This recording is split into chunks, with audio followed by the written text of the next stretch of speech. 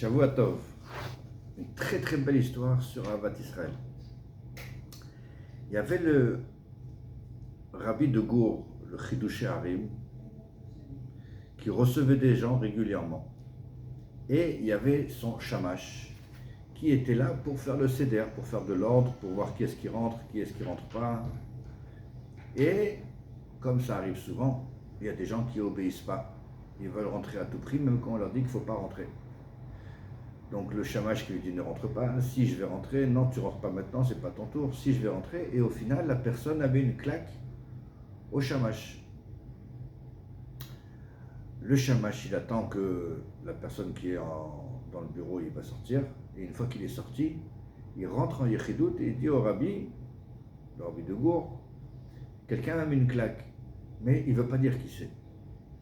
Ok, le rabbi ne dit rien.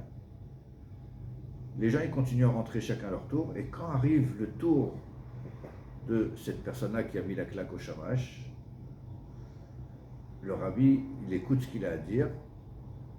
Il vient demander une bracha parce que son fils n'a pas encore d'enfant après plusieurs années de mariage, et le rabbi lui dit je ne peux pas te donner une bracha tant que tu n'as pas reçu le pardon du shamash.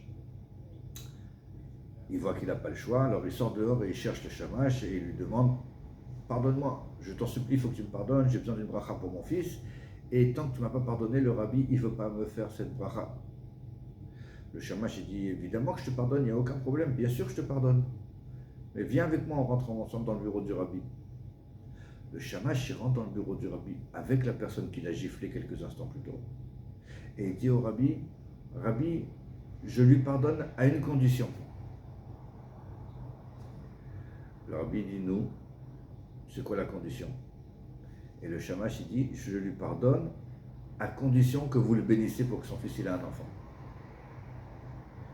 Évidemment, le rabbi l'a béni, et évidemment, dans l'année, il a eu un enfant.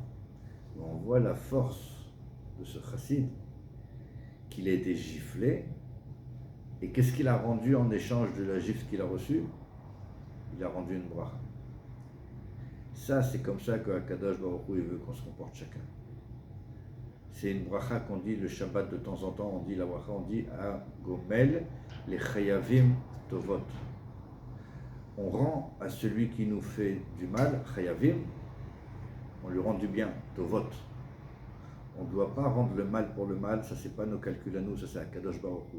Nous, on doit faire du bien, et encore du bien, et encore du bien.